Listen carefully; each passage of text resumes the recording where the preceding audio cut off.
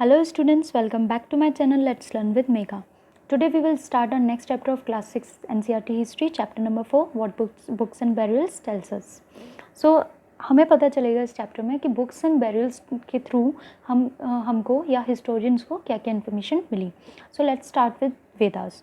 तो वेदास जो हैं वो थ्रू आउट द वर्ल्ड सबसे ओल्डेस्ट बुक में से एक मानी जाती हैं. एंड वेदा का मतलब होता है नॉलेज, ज्ञान. There are four types of four Vedas, that is Rigved, Samved, Yajurved and Atharvaved. तो इनको लिखा गया था around 3500 years ago, right. And start करते हैं ऋग्वेद से. तो अगर हम ऋग्वेद की बात करें तो ऋग्वेद जो है वो सबसे ओल्डेस्ट वेद है.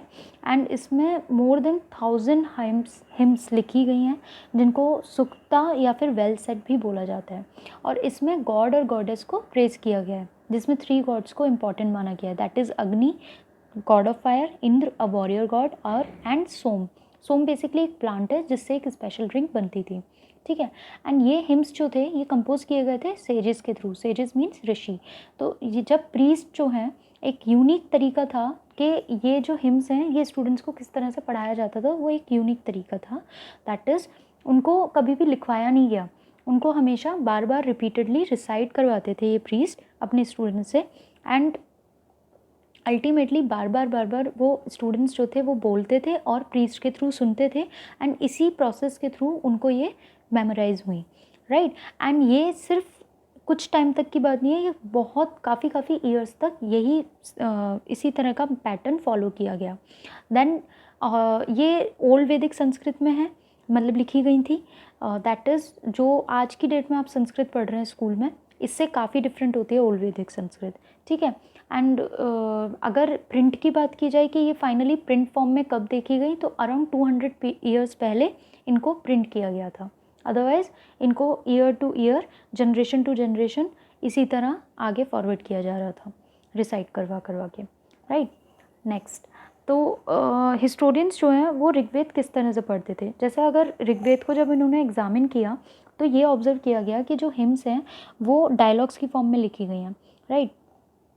तो जो हिस्टोरियंस थे वो उनको डायलॉग्स को रीड करते थे, समझते थे, एंड फाइनली एनालाइज करने के बाद एक कंक्लूजन पे आते थे. जैसे कि एक एग्जांपल समझते हैं. एक हमारी बुक में ही एक शो किया गया, एक विश्वामित्र एंड रिवर्स के बीच का एक डायलॉग सेशन.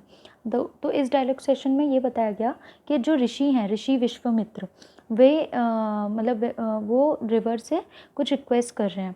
और कुछ वो रिवर से जब रिक्वेस्ट कर रहे हैं तो रिवर को कंपेयर कर रहे हैं हॉर्स एंड काउस से. तो इससे ये पता चलता है कि हॉर्स एंड काउस को वैल्यूड एनिमल्स में से एक माने जाते थे.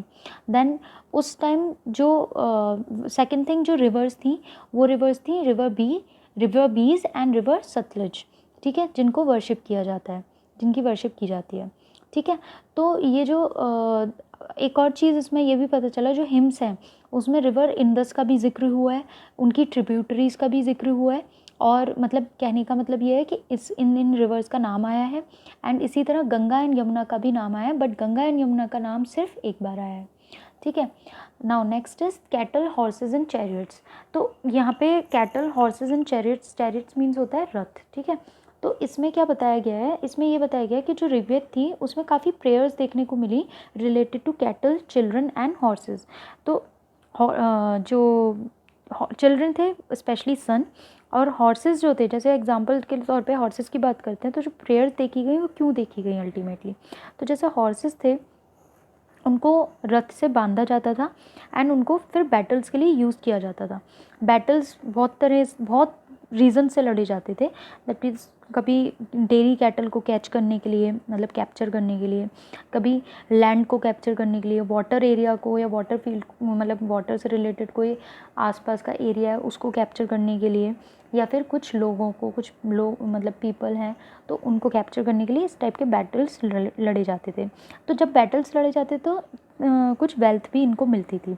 तो वो कुछ वेल्थ तो लीडर्स रख लेते थे, कुछ प्रीस्ट के पास हो जाती थी, मतलब प्रीस्ट को डिस्ट्रीब्यूट कर दी जाती थी, एंड कुछ आपस में लोगों के बीच में भी डिस्ट्रीब्यूट कर दी जाती थी जो वॉर में इन्वॉल्व होते थे.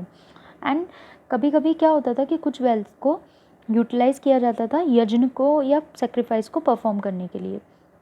मतलब इट्स काइंड ऑफ, आप इसको यज्ञ से रिलेट कर सकते हैं। हम यहाँ पे यज्ञ बोला गया है इसको। तो यहाँ पे क्या होता था कि यज्ञ में क्या होता है कि एक बीच में एक हवन कुंड का जैसा कुछ होता है, और उसमें लोग घी, ग्रेन्स ये सब डालते हैं। तो इसी तरह से ये प्रीस्ट जो थे वो गॉड को, मतलब गॉड और गॉडेस को एक तरह से उनको, मतलब उनको कुछ ऑफ़र करना चाहते थे। मतलब अगर उनका मन है कि हाँ हम इस यज्ञ के थ्रू कुछ ऑफरिंग करें हमारे गॉड और गॉडेस को, राइट, तो वो इस तरह से यज्ञ परफॉर्म करते थे, और उसमें जो वेल्थ मिलता था उसके थ्रू कुछ ऑफरिंग्स जो होती थी वो गॉड को वो कंट्रीब्यूट करते थे। कंट्रीब्यूट कैसे करते थे, वो फ्लेम में डालते थे। तो घी होता था, ग्रेन्स होते थे, या फिर कभी कभी एनिमल्स तक वो फायर में डालते थे गॉड और गॉडेस को खुश करने के लिए, प्रेज करने के लिए, राइट।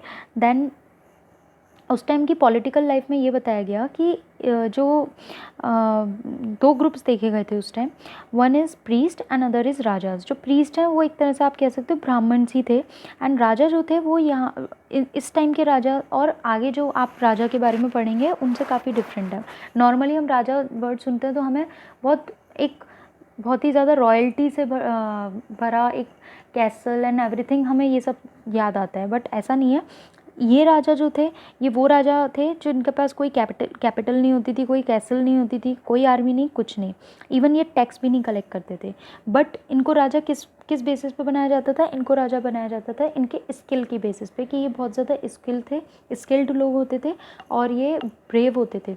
तो इनकी ब्रेवरी की वजह से इनको लीडर्स बनाया जाता था, और मतलब इन्हीं को राजा की तरह चूज़ किया जाता था।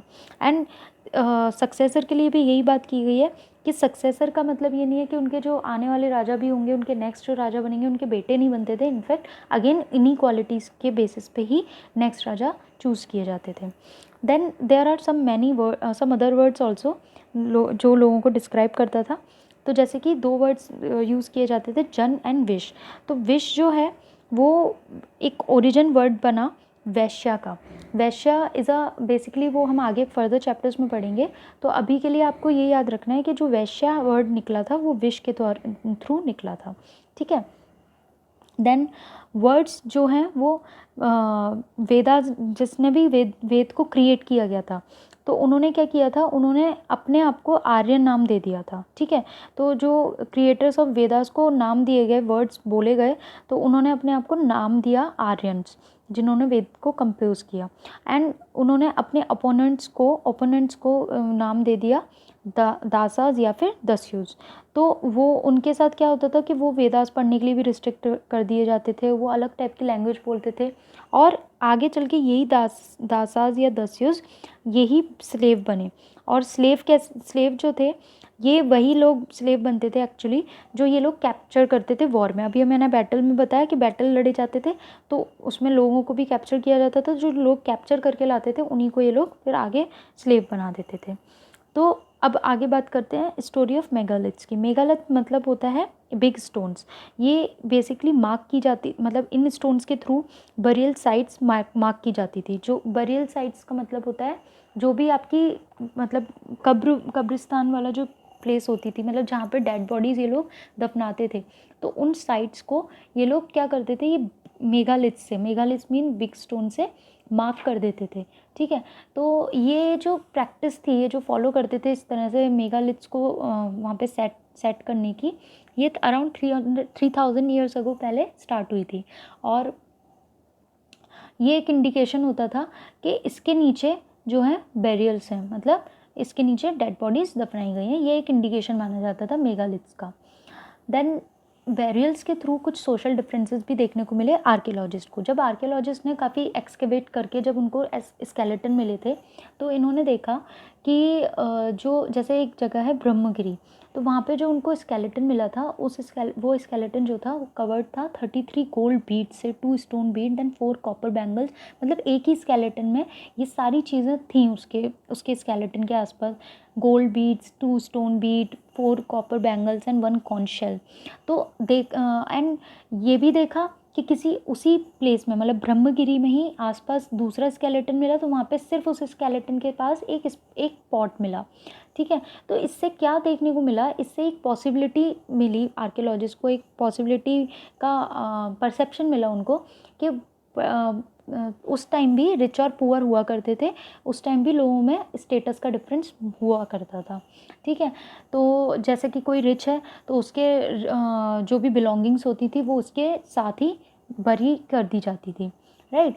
और कभी कभी तो ये भी होता था कि जो स्टोन मॉन्यूमेंट थे उसमें मोर देन वन स्केलेटन भी देखने को मिला। मतलब इससे ये आइडिया लगा, इन्होंने ये आइडिया लगाया कि इसका मतलब ये है कि एक ही फैमिली के ये एक ही अलग अलग मेंबर्स जो हैं अलग अलग टाइम पे दफनाए गए थे उन पर्टिकुलर साइट्स पे। अगर किसी एक साइट पे अगर उनको 3-4 स्केलेटन मिले तो उन्होंने इससे ये कंक्लूजन निकाला कि ये हो सकता है कि एक ही फैमिली से बिलोंग करते हो, इसीलिए इनको एक ही पर्टिकुलर साइट में दफनाया गया था अलग अलग टाइम पर। देन स्पेशल बरियल एट इनाम गाँव। जैसे कि अभी हमने ब्रह्मगिरी की बात की थी, उसी तरह एक जगह है इनाम गाँव। इधर भी एक यूनिक चीज़ देखने को ये मिली थी आर्कियोलॉजिस्ट को कि जितने भी लोग एडल्ट्स थे जो दफनाए गए थे, मतलब जितने भी स्केलेटन्स इनको मिले, वो उसमें जितनी सबकी जो फेस था मतलब हेड था वो नॉर्थ की तरफ लाई डाउन था। ठीक है, तो एक ये यूनिक पॉइंट मिला, वरना रैंडमली देखने को मिलता था। सेकेंडली जो बेरियल्स थे वो हाउसेस में भी मिले, मतलब इनाम गाँव करके जो जगह थी वहाँ पे ये भी देखने को मिला कि हाउसेस के अंदर भी बेरियल्स थी। ठीक है, एंड उनके साथ साथ ये वेसल्स भी मिले, जैसे कि जो वेसल्स इस टाइप के वेसल्स जिनके में खाना या पानी आ सकता हो। मतलब कहीं ना कहीं उनको ये लगता होगा कि जैसे वो उनको दफना रहे हैं तो पॉसिबिलिटी उनको ये लगती होगी कि इसके बाद भी कोई ना कोई उनको लाइफ मिलेगी और उसमें फिर ये लोग खाने पीने के लिए इन पर्टिकुलर वेसल्स का यूज़ कर सकते हैं। मतलब ये एक कहीं ना कहीं लोग थिंकिंग फॉलो करते थे। ठीक है, अब एक टॉपिक है ऑक्यूपेशंस एट इनाम गाँव। इस टॉपिक में बेसिकली हमें फूड हैबिट्स से ज़्यादातर चीज़ें पता चली। मतलब वैसे तो ऑक्यूपेशन से ये भी पता चल रहा है कि वो किस टाइप का काम करते थे। तो काम में आर्कियोलॉजिस्ट को काफ़ी तरह के सीड्स मिले। ठीक है, उनको तो इससे ये आइडिया लगा कि कल्टीवेशन प्रैक्टिस की जाती थी उस टाइम। और इसी तरह फूड हैबिट से मेरा यहाँ पे मतलब था कि इनको काफ़ी अलग अलग तरह की एनिमल्स की बोन्स भी मिली, और जिससे ये पता चला कि जो एनिमल्स थे उनको फूड की तरह यूटिलाइज़ किया जाता था। और बर्ड्स और एक्वेटिक एनिमल्स का भी एविडेंस मिला इन लोगों को, प्लस फ्रूट्स सच एज आंवला, बेरीज, इनके भी एविडेंस कलेक्ट किए गए थे। तो ये सब चीज़ें से पता चला कि इन टाइप की चीज़ों का भी कल्टीवेशन होता था उस टाइम। देन नेक्स्ट इज़, ये था आपका अभी तक का चैप्टर, बट इसमें एक पर्टिकुलर चीज़ और बताई गई है कि एग्जैक्टली 3500 ईयर्स अगो, जैसे हमने बात की कि ऋग्वेद इंडिया में लिखे गए थे, ये सब चीज़ें हुई थी, तो चाइना में एग्जैक्टली उस टाइम क्या हो रहा था। तो अराउंड 3500 ईयर्स अगो ये देखा गया कि चाइना में फर्स्ट एविडेंस ऑफ राइटिंग मिला। ठीक है, और जो first these writings were on animal bones, उन बोन्स को ओरेकल बोन्स बोला जाता था। तो उन बोन्स को यूज़ किया जाता था फ्यूचर को प्रिडिक्ट करने के लिए। क्या होता था कि जो किंग्स होते थे, मतलब एक मैं आपको एग्जांपल के थ्रू बता रही हूँ कि किस तरह से फ्यूचर प्रोडिक्ट किया जाता था। जो किंग्स होते थे वो बोन्स पे कुछ स्क्राइब करवाते थे, कुछ लिखवाते थे उनके क्वेश्चंस, जैसे कि फॉर एग्जांपल कि क्या वो कोई बैटल जो लड़ने जा रहे हैं तो वुड दे विन बैटल्स, या फिर क्या उनको सन होगा या नहीं, वुड दे हैव सन और not, would the harvest be good और नॉट, है ना, जो कल्टीवेशन हुआ है उसमें अच्छी हार्वेस्टिंग होगी नहीं होगी, इस टाइप के स्क्राइब लोग लिखवाते थे। और फिर क्या होता था कि उस जो वुड होती थी, जो ऑरिकल बोन जिसको हमने बोला, वुड नहीं सॉरी, तो ऑरिकल बोन जो होती थी उसको फिर फायर में डाल दिया जाता था। तो क्या होता था कि उसमें कुछ क्रैक्स आएंगे, ऑब्वियसली जब फायर में डाली जाएगी तो क्रैक्स आते थे। तो क्रैक्स फिर फाइनली उसको बाद में जो क्रैक्स होते थे उसको रीड आउट करने की कोशिश की जाती थी, एंड उसको रीड करते हुए फ्यूचर प्रिडिक्ट किया जाता था कि ये पर्टिकुलर फ्यूचर होगा। तो ये एक प्रैक्टिस फॉलो की जाती थी उस टाइम। और उस टाइम चाइना में आयरन का भी यूज़, मतलब लोगों को अवेयरनेस नहीं थी कि आयरन टूल भी कुछ होता है, राइट। तो ये था आपका chapter. That's all for today. Please like, share and subscribe my channel. If you like my video please hit thumbs up, and अगर आपको कुछ भी क्वेरी है तो you can comment me in the comment section below. Thank you so much.